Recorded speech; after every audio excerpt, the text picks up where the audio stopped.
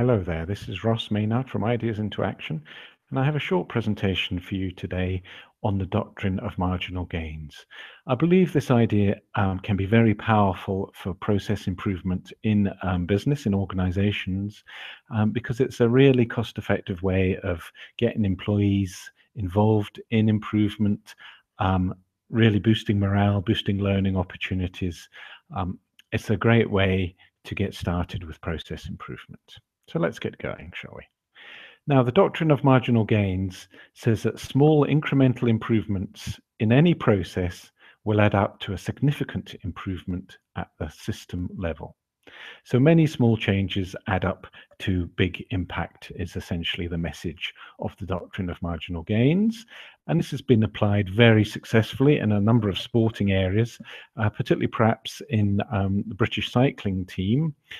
Dave Brailsford became the performance director of British Cycling in 2003, and he set about looking at the activity, the process, if you like, of winning races, and he broke that down into its component parts.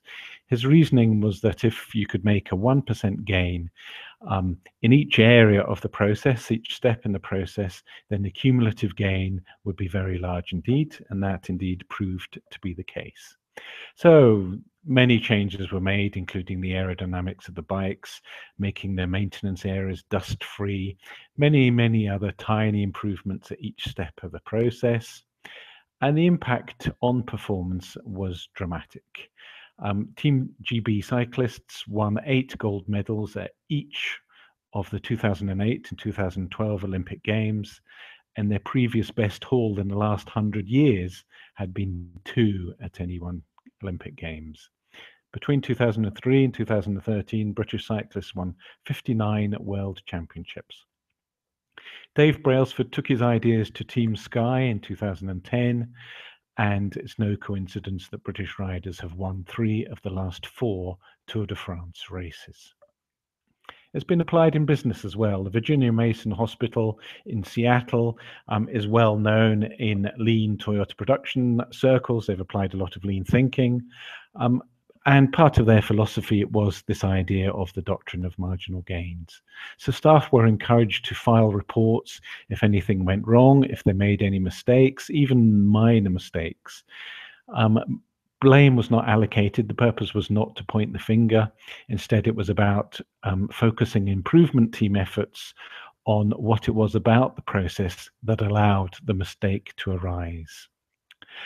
Many small changes were made throughout the hospital, changes to drug labeling, use of color coding and symbols, checklists in operating theaters, ergonomic changes, and so on. Each improvement seemed on its own very small, but they very rapidly accumulated. And since the new approach, Virginia Mason Hospital has seen a 74% reduction in insurance liability premiums and is now regarded as one of the safest hospitals in the world. So the point is that small improvements add up to significant impacts at the system level.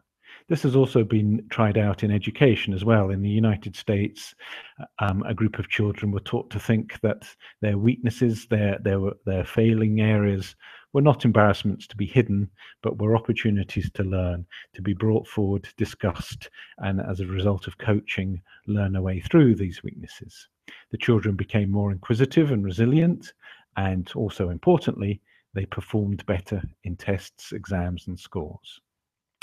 In business, I believe that the most significant improvements in performance come not from buying new kit, new computers, new technology, but actually from studying business processes in detail with the team that work the process and improving each step, each element of the process by a small amount. We learn from mistakes, errors, and constraints. We work together as a team to eliminate them, and we deliver tremendous improvements to the business and to customers and also to employees. So if you're thinking perhaps of implementing this very simple idea in your organization, then here's 3 key messages for that. Work together as a team. We'll work with the process team. They are the people that know their process. Encourage them to be open about mistakes, constraints, problems. and work to improve those issues. So select a process, probably a customer focusing process would be a good place to start. Study the process in detail and improve each component by a small amount. So working with the process team, we'd choose a process and we'd firstly identify the purpose of that process for the customer. What is the outcome that the customer actually wants from this process? We then study and map that process in great detail to see how effective it is at delivering that customer outcome. And then we aim to understand the barriers to achieving its purpose. What are the delays, the risk points, the errors, and so on. And we work with and we develop the skills of the process team to remove those barriers, to fix those problems, and therefore deliver significant impacts to the customer and to the business.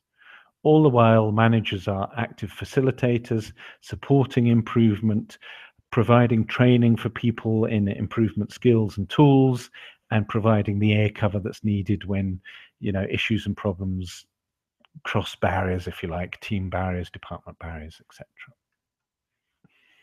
So in summary, the doctrine of marginal gains is that many small changes add up. In terms of implementing, as I've said, really start with a customer critical process, engage the team that work the process to make small changes at each step, provide the support and training that is needed to allow those changes to happen, and create the no blame culture where staff are encouraged to raise issues with their processes, raise problems, and those will be worked on to improve them rather than looking to assign blame.